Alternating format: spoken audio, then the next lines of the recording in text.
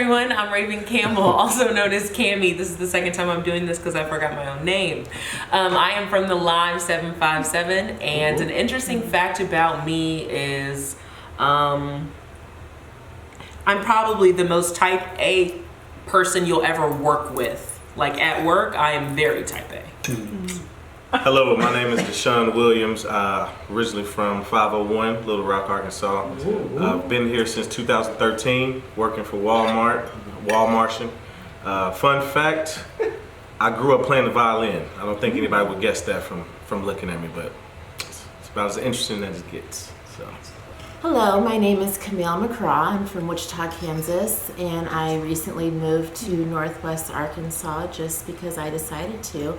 A fun fact about me is I actually enjoy camping and being near the water or in the water, so yeah. Hello, I'm Randy Olivas. I'm originally from Little Rock, Arkansas, well, Sherwood, Arkansas, if you want to call it. But yeah, a fun fact about me is that I'm a mechanic. A lot of people just see my height and they're like, not a mechanic, but I work on cars. Hey guys, I'm Kyle Smith, originally from South Arkansas, a small town called Magnolia. Interesting fact about me is that I play the piano and love music. So. Hello everyone, my name is Ashley Wright and I'm originally from Orlando, Florida. And an interesting fact about me is that I was actually a contestant on The Price is Right. What? That is really cool. When is the last time you did something for the first time?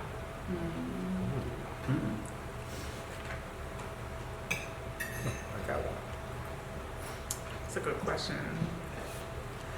I would say something that I've done for the first time would be hiking. So like going out, like we were vacationing and we climbed some type of mountain for about 2 miles. And it was like really interesting. So it was a few months ago and I don't know if I'll ever do it again, but I know you like the nature, so you're gonna have to give me some of your tips.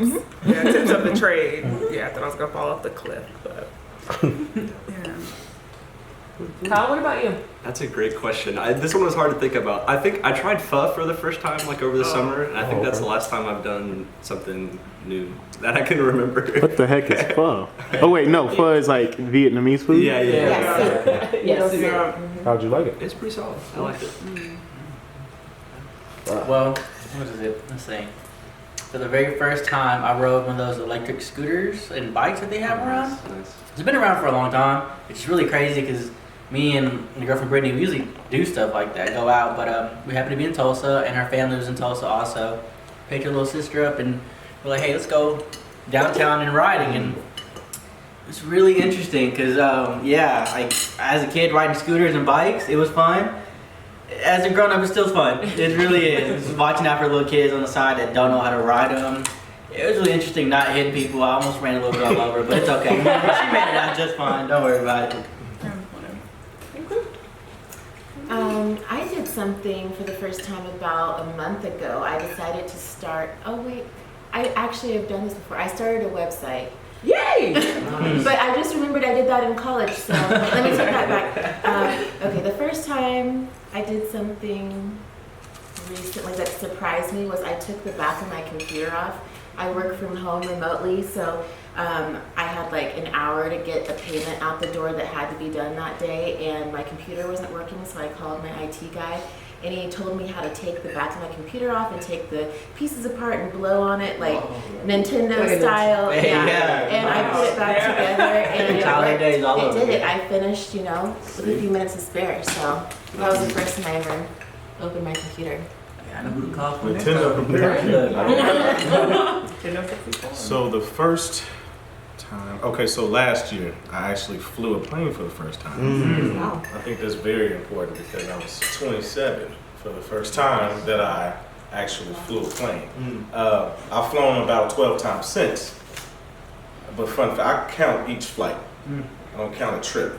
So you can't take it away from me. Round trip is 2 flights, I'm sorry. So I have like 12 flights on my butt. That was nerve-wracking and it was bad the first time. So are you a pilot? Oh no, I'm sorry. I knew he wasn't saying that, but I was going to let him cook.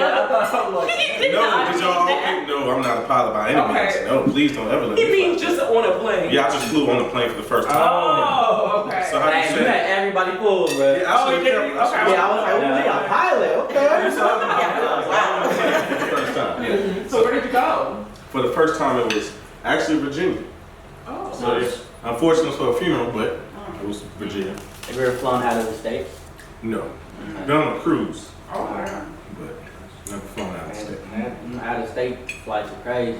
12, 10-hour flights. Yeah, I don't plan on doing that. Yeah, I was like, I'm alright. Like when she said Italy, I was like, I probably won't ever see 13 it. hours. They have one from South Africa to Atlanta, and it's like 13 hours. Yeah, I've done one from DC to South Africa before. Really? Nice. Wow. I did one from Texas to Mexico City to Guatemala.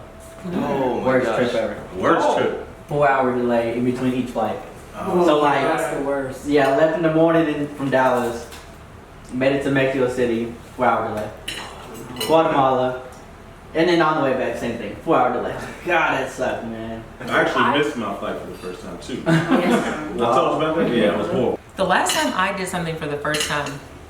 Oh, so I am not a runner. It's just not a thing for me. You know, I feel like we all know our ministries in life. Physical activity that's that exhaustive has never been mine. But Jawari's an avid runner. Yeah. And so him and the dog were running, and I was like, man, if the Chihuahua's running, you know what I'm saying? Like, Raven, you gotta get up. Yeah, you putting in work. I gotta Yeah, put in work. so At least. at first he made it seem like he was like, oh, it's no big deal. You know, like it's not that bad of a run. Now, when people who run tell you it's not that bad of a run, they're lying. Yeah. If you're not a runner, don't believe them, don't go. It's not a good idea. He's like, it's not that bad of a run. I'm sitting over here like, at the end, basically like crying because there's hills and everything in it, and it's a 4.9 mile run. Were you able to stop, or is it? Yeah, no, Okay. luckily you don't have to run it straight, because if so, I'd be like not here right now. I would not have made it. But the last time we did it, I really pushed myself. I was running up the hills. I wasn't stopping half as much as I used to. I was really doing it. So that is the first time I did something like that ever in my life. Consistency. Will you do it again? Well, yeah, I was like, I will do it again. I'm actually looking forward to Sunday morning. I'm looking forward to, you know, getting up and About marathons. You ever done a well, marathon? no, that seems like a lot. Yeah. You know, I feel like I'm running for leisure, not for sport. There we go. Yeah. Yeah. When was the last time you really pushed yourself to your physical limits? Oh, goodness. It's a good segue. It is.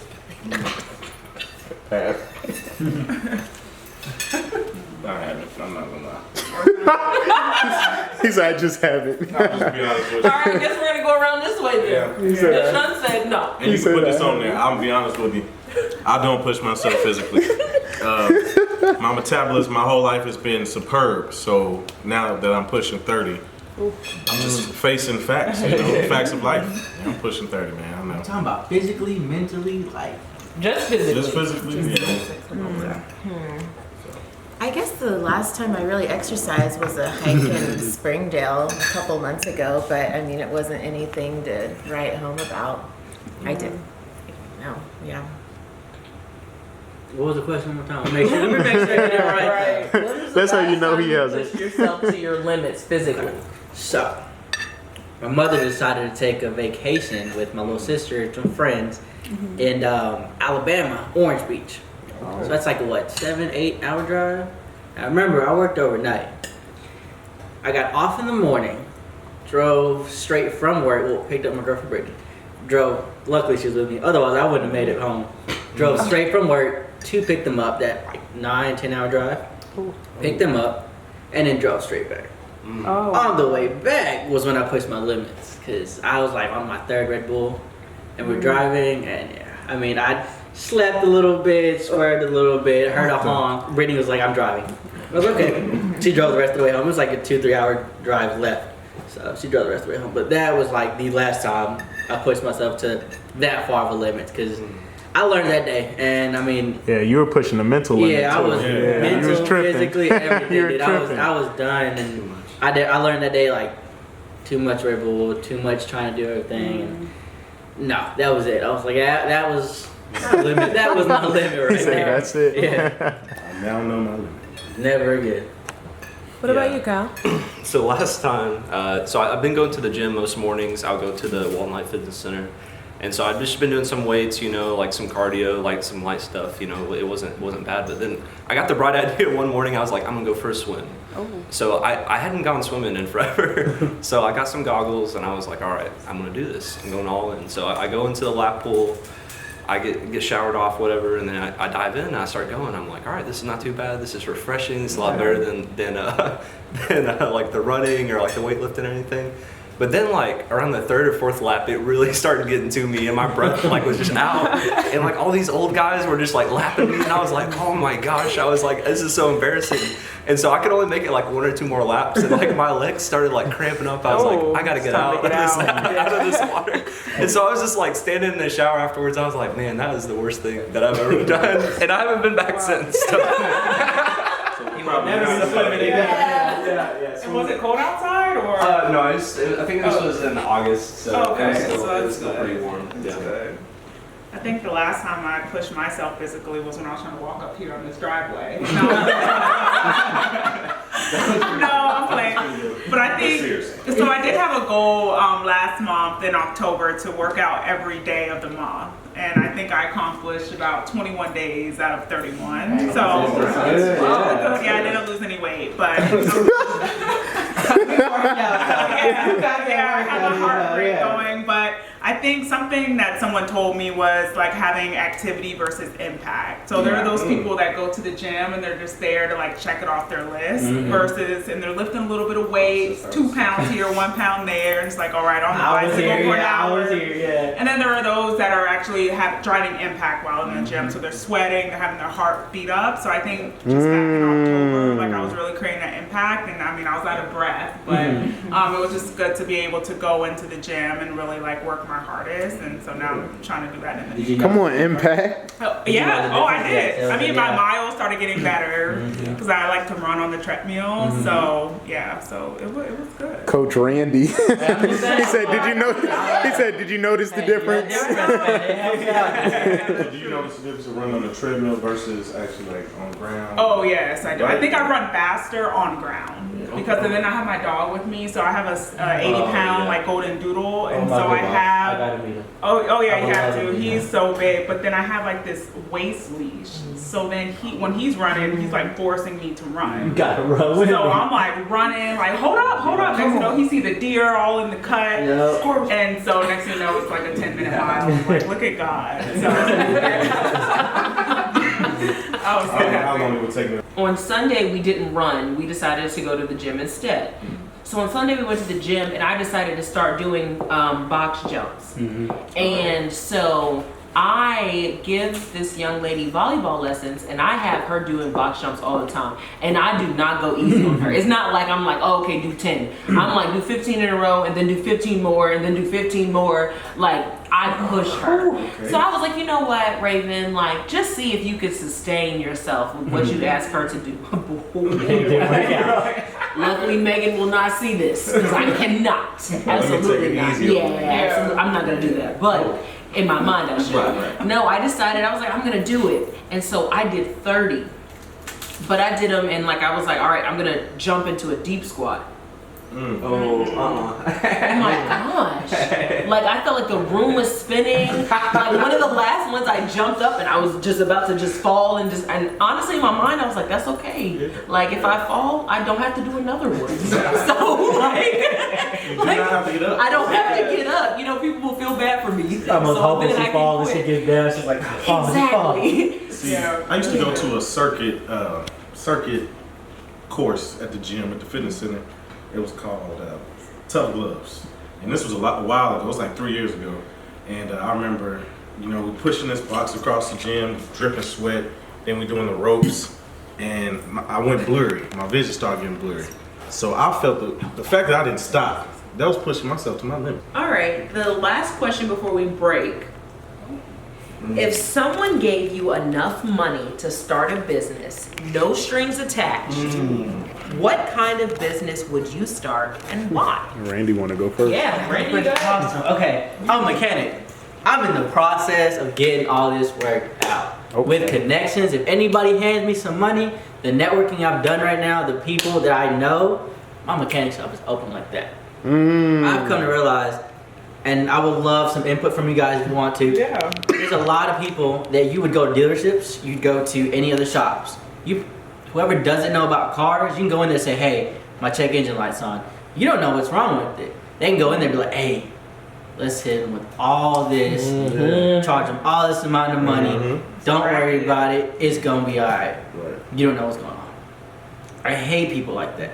Anybody offers me any type of amount of money, my shop's open. Why? Because I want to give back to people. Like growing up, it sucked hearing all these other people. Oh man, so and so charged me this much. Even as an adult, any one of my friends, I'm like, y'all have my number. Please come to me first. Let me tell you what's up with the car, your best option, your worst option, and then you go from there.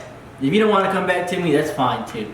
Just let me help you out before you get like deeply involved in stuff like that. So yeah, my shop 100% open. R&B's automotive shop. We're there. Come on, We got full card business cards coming. R&B auto shop. Call 1-800-952-RANDY.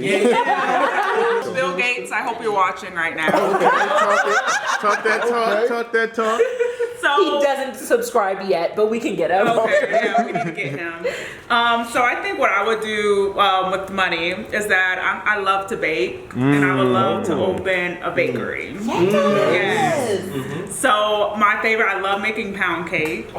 And so I would love to make like different flavored pound cakes, like key lime pie pound cake. I like doing lemon, vanilla, and then I have my mom making like the sweet potato pies. Come on. Yeah, that's We need one of those right now. Yeah, no, We need one of those How right long you need? Because I'm free tonight, so. Look, he's I'll go to Walmart right now. He said, "I'll pick it up." Sit for so they have to be like at room temperature. Be no Walmart. But then like what you said about like giving back, I think also like during the holidays, like I would love to like give back not only to like the homeless but also people in need, like giving cakes or whatever when they're ready for like Thanksgiving or Christmas. Like I would really like to do that, and adding like a scripture or something to like the cake. So I've always got business ideas, I'm thinking like that a lot. My roommate, we joke that anytime he drinks a cup of coffee, he's got another business idea. This is kind of how he gets I need to meet him. Yeah, you gotta love him. But I think I would love to do something with technology, specifically like with like medical uses.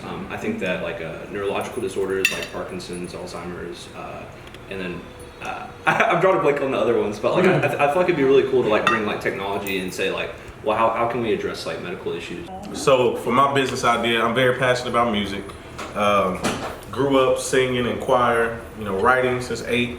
I haven't really been able to get into it now because I'm, corporate world. I don't have time really. I would definitely want to open up like a music academy or recording studio, primarily in the inner cities, because I know right now my primary focus is getting young black men and women, but primarily young black men, because I can speak to them. I want to give them an outlet, if they want to be songwriters, if they want to record, if they want to learn an instrument. So bring in teachers, and then kind of start in the inner cities, because I think that's where my focus will be. But I think that would just make a huge impact with something I'm passionate about. So That's awesome. That's awesome. I don't know how much I would need, but I would definitely want to like start one, maybe back home, Little Rock, and then grow like Atlanta. I know Atlanta has all kinds of studios, but something more for people up and coming. You don't necessarily have to come in here and spend a whole lot of money. You don't have to have a deal. Just come in, write, get some, ideas from other people, telling you motivation and all that kind of stuff. Isn't that something like Chance the Rapper did when he was younger? Did you watch Rhythm and Flow? I did. Netflix? I don't remember that part. Did he? Yeah, he talked about like where he started. He did go to exactly. Yeah, he went to like something in Chicago. It was a library that he would go to, and they had free software that he would use to make his. Yeah. So he made like 10 Day. He made that at that library.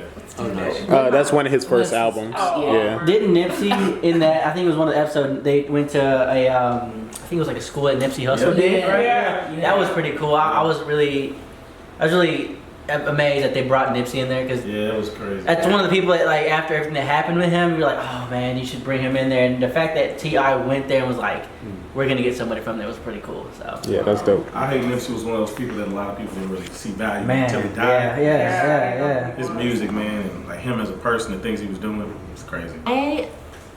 My passion right now is basically I feel like we're in the age of awakening. Now I know that sounds very crunchy. Break it down. Go ahead, Yeah, break it down. Break it down. Okay, so we're always creating our universe, no matter if we think we are, if we're being intentional about it or not. So, 10 years ago, I was doing everything I wanted to do. I was going to school. I had a scholarship to pay for the whole thing. I was studying abroad, meeting great people. I was in a fellowship. A couple years later, I felt very lost. I felt like I didn't know what I wanted to do. I couldn't make a decision. But a couple years ago, I went through a really hard time, and I came across something called the law of attraction, where you manifest everything that you desire. And I just feel like the reason I'm here is to share that with the world. Some people might think, they have religion, that's fine. Religion is over here. What I'm doing over here is manifesting everything that I've ever wanted to do. So basically it's encouraging people who have dreams for music, building a business, technology, anything. It's setting intentions and achieving everything that you wanted to achieve. So I feel like that can be done through so many different ways, through coaching, mentoring, teaching, journaling. It's a process. It's self-development, it's personal development, and we all go through it differently. So personally, I don't think I really even need any money. If I didn't meet all these wonderful people and like a great man named Joey Daniels, I was helping him out one day, and he brought it to my attention. He was like, man, like, what if instead of us getting together and drinking, watching games, playing video, or watching TV, stuff like that, what if we all just get together one day? It's like, hey, everybody bring their laptops, bring what you know, and let's work on what you got to do. Let's work on where you want to be and what we can get there. Like, he literally was like, we don't need friends. Well, we need friends that you can kick it with and all the time and all that. But at one point, all those friends should be like, hey, man. Like Joe, he's like, hey, man, you've been talking about opening up a shop. Where's the progress? I don't see cards. I don't see you networking. Like, hey, man, you're talking about making a film company. What's going on? You're not putting out movies. You're not like, you need those friends that are like, I don't want to say, I'm going to say this. They're like, they call you out on your bullshit. If you're sitting there saying, like, I could be sitting there like, man, I'm opening a shop. What am I doing? Am I just sitting there every day working, just gaining knowledge? If I want to call it gaining knowledge? No. I got to sit there, you got to have those friends that are like, hey, man, you talking about doing all this and that, where you at? I honestly, genuinely think that if I had enough money, I would do this. I would do this. I don't know what type of business is inviting people over your home for dinner and talking to them and like bringing different people together. I don't necessarily know that I know a lot of businesses that do that, but that's what I would do. Like just in the couple of tables that I've had, I spend a lot of time picking the people who are going to be at the table. I like pick people in different parts of their life. I pick different people that believe different things, that like, kind of exhibit different things. And to me, I always find it really fascinating because everyone ends up having so much in common. And I think that people don't realize it until they sit down and have these conversations. And from what I have seen, after people leave the table, they are willing to talk to the people that they were at the table with, and then they're also kind of just a little bit more open, at least when they see me the next time. And to me, I just feel like that's so beautiful. And I think right now we're at a very tumultuous time for our country, and a very tumultuous time with people. But I mean, I look around this table now and like there's a whole bunch of differences, not just in race and ethnicity and beliefs and stuff like that. And everybody seems to be functioning just fine right now, And to me, it's eye-opening because if we can all sit down and break bread and we can just be fine now, I just wish that could be done on a mass scale.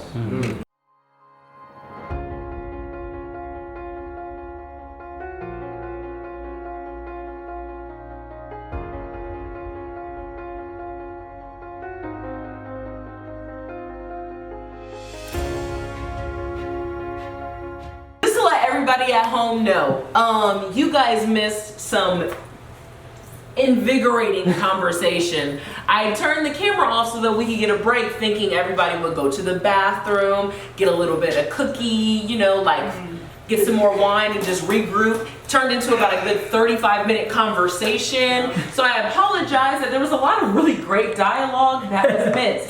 But I'm glad that everybody became comfortable because the second half is a bit more serious. I don't like to preface things like that because I don't want you to feel like you have to give a serious answer. However, the questions and the topics are a little bit more meaningful.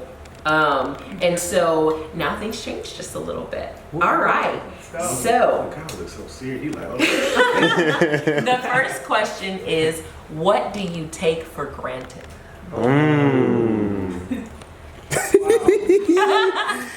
Yeah.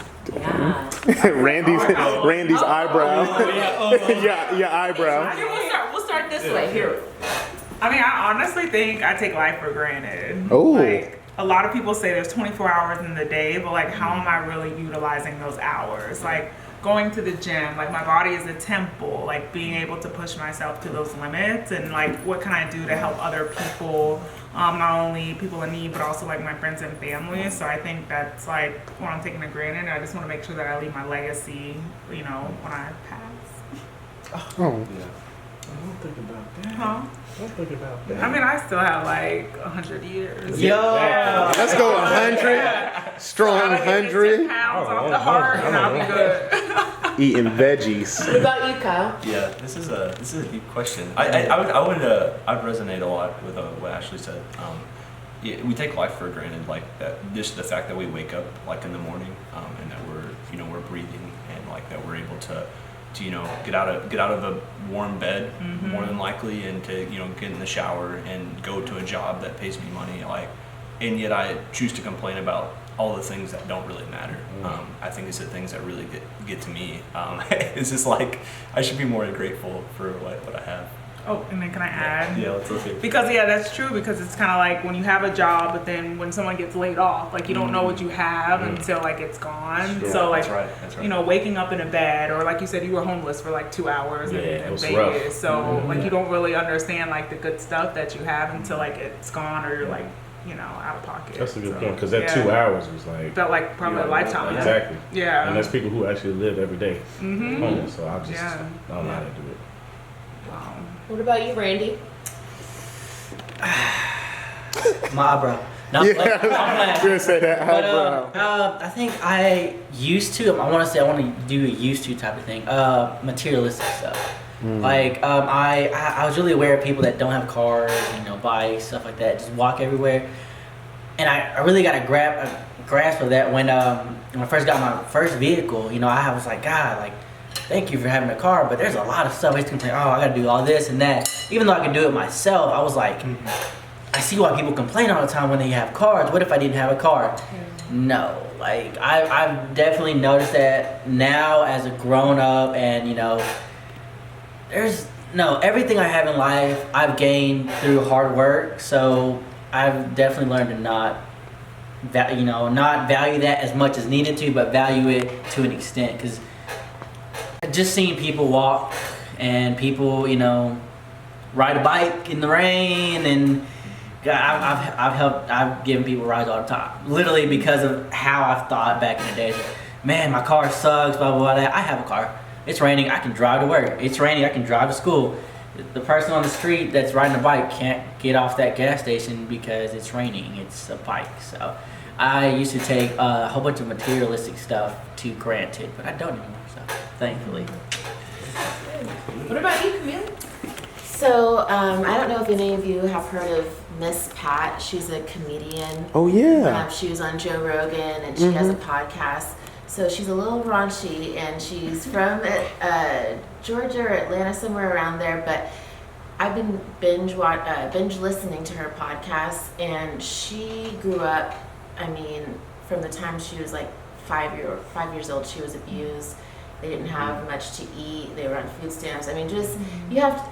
I highly recommend that you listen to her, but in listening to her podcast, I realized that I pretty much took my entire upbringing up for granted. My mom, she told me all the time about how she had to make her own food and take care of her brothers and sisters, and I really didn't have to struggle with that. And I feel like, there are still people that struggle today with that in America, but between the cell phones and everything else that we have, it's hard to even imagine people that really go through that. So yeah, I'm really appreciative of everything that I grew up with and everything that comes easy to me that other people, have to struggle to get. So What do you take for granted? Everyone had great answers.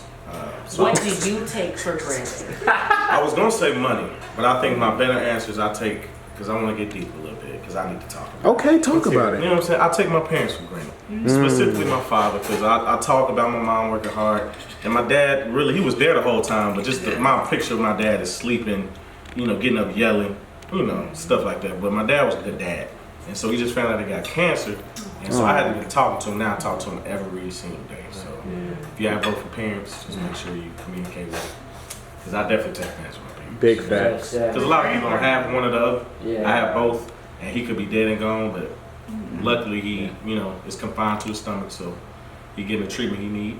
Big facts. So if you haven't talked to your parents, call them. Yes. Amen. Well, ours are very, very similar. I take my grandfather for granted. So my grandfather is my best friend in this whole entire world. He is definitely, in my opinion, the reason that I know that God is real for me. Growing up for me, I didn't really have people around that were invested. My mom was working all the time. My dad was, doing the single dad mingle dance a lot. So he was preoccupied. But my grandfather moved mountains for me, like day in and day out. And my grandfather is now, realistically, he's had a couple bouts with prostate cancer. He's, upwards of 90. So, he's lived a fulfilling life. His grandkids have kids. So, it's not like, he just got here. He's been married for over 60 years. This man has been around. But I know that probably what my toxic trait is that when I am feeling like I'm going to lose someone, I detach. So that whenever I do end up losing someone, it doesn't hurt as bad, because I'm not as, kind of there with them. And realistically, although I would love to be positive and, be as affirming as possible, life does have a start and a stop. And realistically, 90, it's not like I can be like, hey, let me get another 30 years out of you. Just the way that life works. He eats a lot of sausage. I make light of it. But realistically, this is just how these things happen. And I know that I need to call him more and I need to talk to him more. And I know that I call a lot less now, but I'm just so afraid of just not having him. And so you would think I would be calling him every day, but I'm just so afraid of calling him and, he's healthy now, but I'm like, what if he doesn't remember me one day? Because that's what happens to older people. And I'm like the password to his phone and his laptop and the background on his phone. I'm like, what would happen? I don't know, I think about it. It literally just, I can't even fathom a life without the most important person in my life. And so I definitely take him for granted, the fact that he's still here. And I know that I need to stop detaching myself and make sure that I fix some things. So I think just we can all do better. A lot of stuff that we take for granted, maybe giving a call, loving your parents more, calling them, or waking up early to really understand not taking life for granted. So I think we can all just do better. For sure. Or even appreciate the materialistic things I said. Knowing I have a car, I once didn't have one. I know I have family that takes public transportation in Chicago. Oh my God. So I couldn't imagine. Big facts.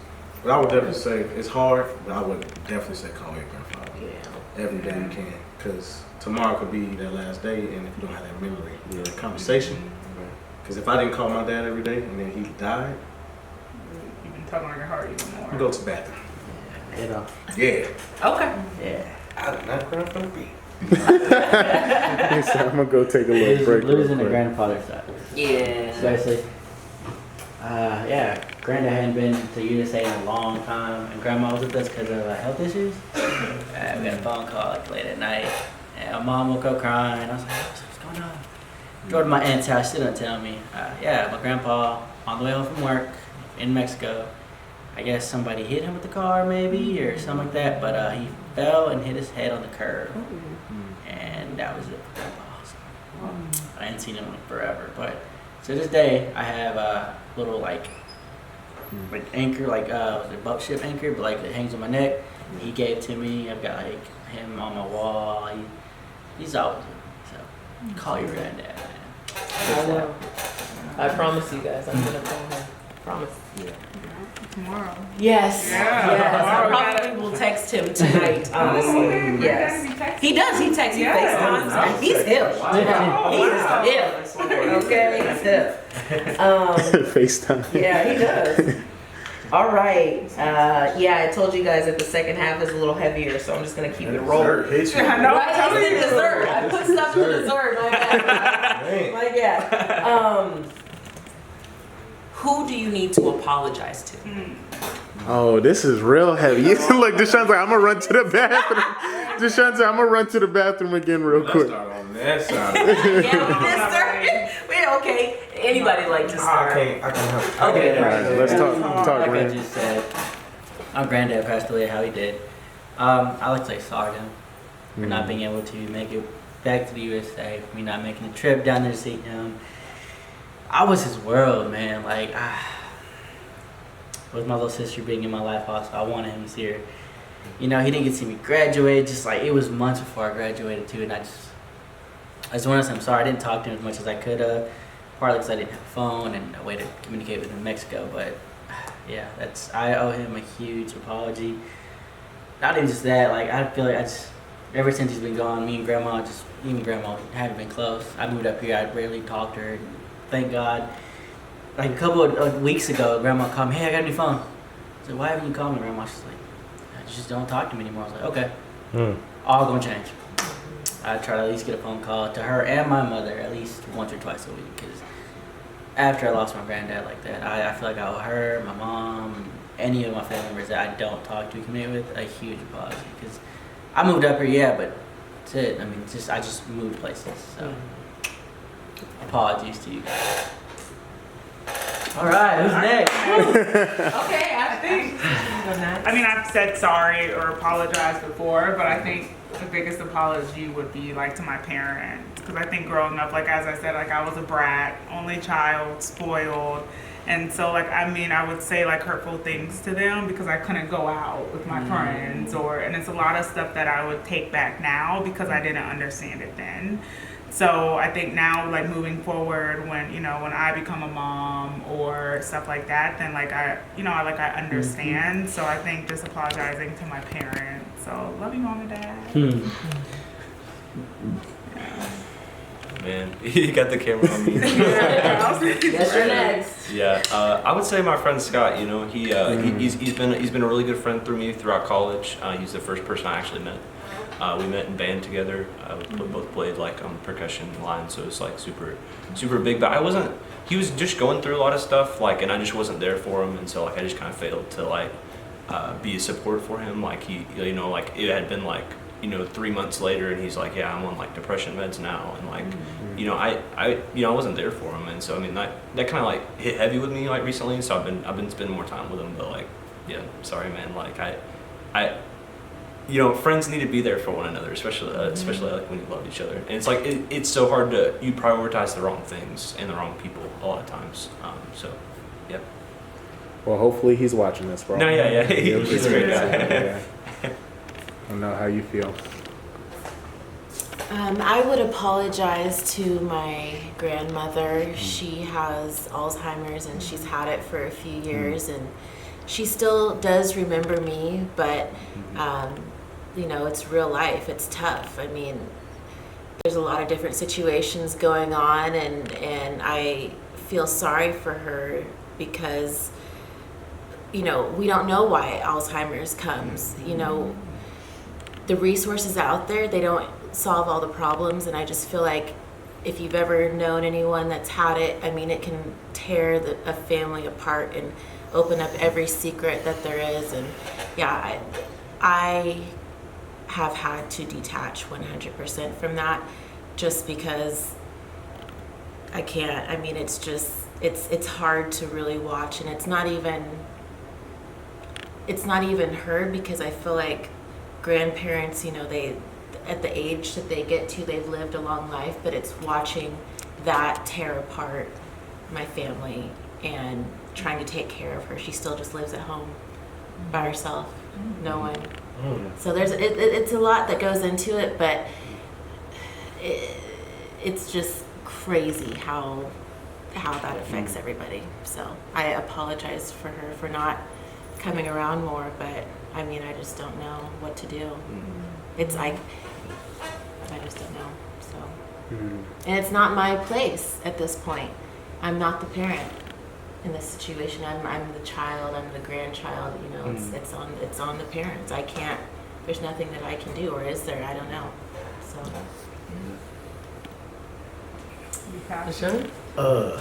So I'm gonna apologize to all of you for passing on this question. Okay.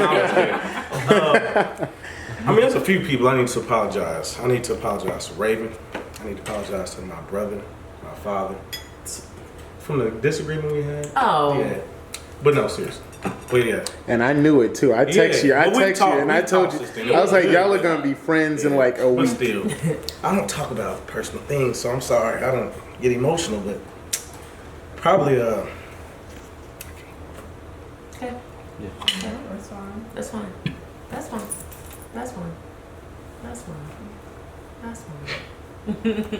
It's all right, my That's guy. fine, I'll- Yeah, I was gonna say it's all right, my guy. whoa. That skillet He cookie. said, Right? I- I'm telling you, Look, it's every certain time. type The cookie is spicy. The It's spicy spicy. cookie. It's spicy, right? It's real spicy. It's round Got too. my It's eyes. Yeah, it got my Um, eyes. You see, I ain't touched that cookie. Right? That's Oh, all you I did got. for round two, Right. right? You should have known the first time. Cookie is real spicy. I don't know. I don't mind going. I know that I owe a very big apology to a whole bunch of people, not just the person I'm going to name, probably to a million people. But the biggest one being my mother. I passed a lot of judgment on my mom when I was a kid. I am if you have ever had the discomfort of working with me, and I say discomfort, as Deshaun can say, as somebody who works with me, I am a very black and white person. I'm a very, if it is physically possible for you to do something, I expect for you to do it. And I expect for you to execute, and that's it. Yeah. He can attest, I take no prisoners, and I have no lower expectations. 100%. If somebody else can do it, you can too. The problem with that way of thinking, however, is that you don't allow for any of the nuances that happen in real life. And so I was like, well, other people's parents are married and they function fine and they're not in bad relationships and they have nice homes and stuff like that. So why aren't you providing that to me? And now as an adult, first of all, sis, this couldn't have been the same bills that you were paying taking care of 3 kids, because what the hell were you doing on the side? Because I look at Mason's dog food sometimes like he can starve. Like, and that's a dog. You know what I'm saying? Like, realistically, you have no idea what it really takes to be in someone's shoes. And you have no idea the complexities. Like, I would be really upset about my home dynamic, and I would be like, well, why can't you just get married and be like other people's families, like, who have 2 parents? And now I'm sitting over here as an adult, like, ooh, that whole marriage stuff, that's looking tight, hard. You know what I'm saying? Like, it looks hard to get there, let alone to stay there. So, yikes. And so now I feel like I'm kind of eating my words, and I'm like, Raven, like, I mean, not only were you judgmental, but I was angry. And that anger, even now, I was raised in a black household, so that anger was suppressed. It was not vocalized, let's be real. Yeah, absolutely not. I wasn't out here wilding because I'm still alive. However, it was definitely suppressed, and it definitely came out in the way that I related to her as I became an adult. And that wasn't fair to her. So I definitely owe my mom a very big apology, because she did so much with so little. And for sure. What is your legacy as you have created it now? Oh. I thought that was a fun one.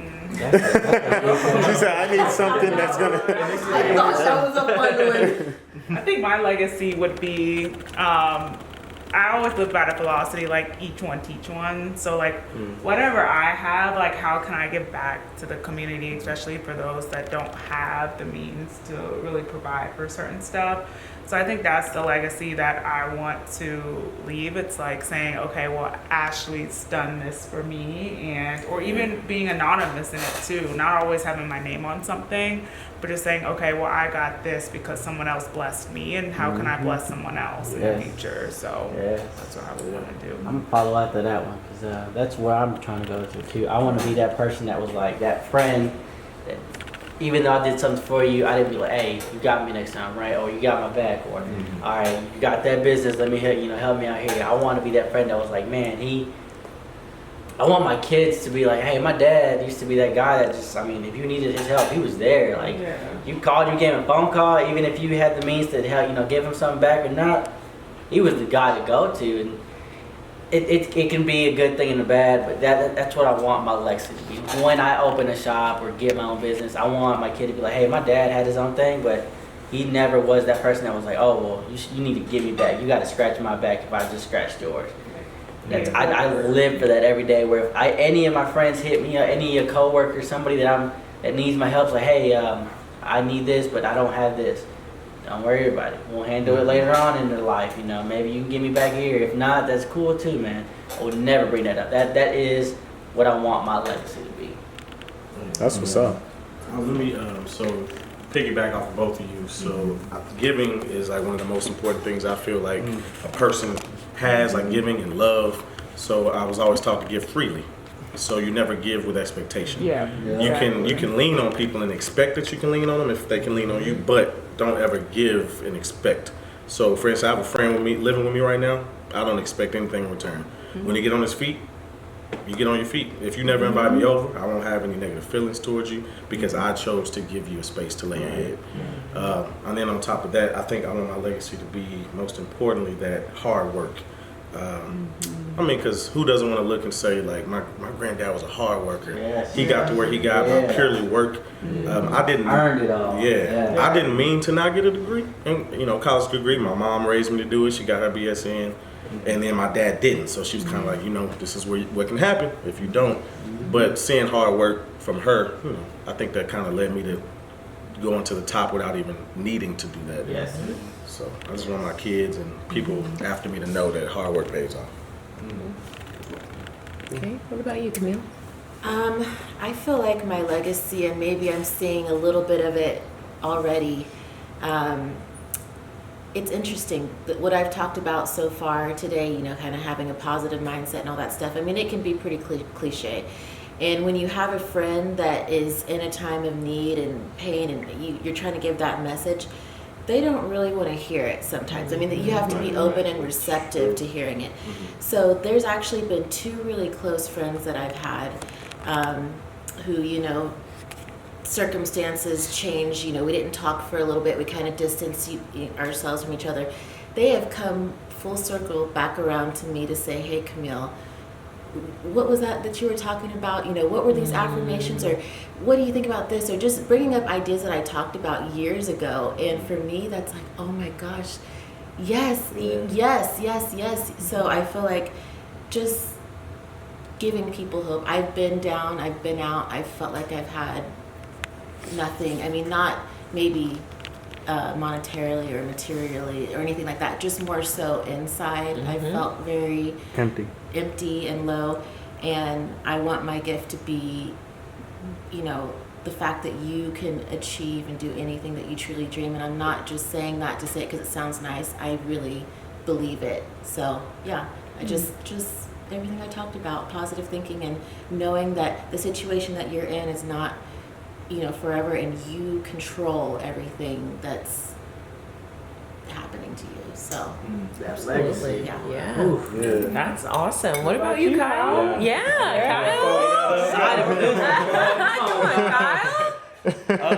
This is a good question. You know, what if I think of my legacy like right now, like I don't even know if I would leave that much of a legacy. Like, and you know, all right, not to get morbid, but like people forget about people after a while, you know. And so, and you know, not sorry, this is not to get morbid. Like, I think my life is important, but like it's easy to think that way sometimes. And so I like that y'all are like talking about investing in like things that are like span across generations. And so, you know, like if I was to die today, like I would want people to say like, you know, like Kyle magnified the Lord in Christ, and like, you know, in that, like, you know, his love, kindness, like peace, you know, was shown to the world, and like, you know, and you know what, that makes me think about that. You know, I'm like, I want to also be that way. I think that would be kind of what I want to be known for. And you know what, if my name's forgotten, you know, in 5 or 10 years, then that's okay, because like that's part of life. Like, you know, I can even name my great grandfather's name. Like I don't even know like his first name off the top of my head. Like, and you know, he's in my family line, and so it's just like people will forget you, but it's like, are you investing in the things that will span across multiple generations? I really, really thank you guys from the bottom of my heart, because this is something very near and dear to me. And I just appreciate you guys supporting me and taking out your time, taking out your Friday night. I told you guys to come over here at 7. It is now 11:18. You guys Deshaun said, wait a minute. You guys have almost given me 5 hours of your time. Longest You know, and I mean, like that's just such a humbling thing for me. Like to know that you guys would be here, be present, and to do this. So I really just can't say thank you enough. Thank you for watching. Please tune in next time. If you have any questions that you'd like to hear at the table, please let me know. If you'd like to be a part of the table, please let me know. But always, you know, think of this. What are you bringing to the table? Yes. Bye-bye. Bye.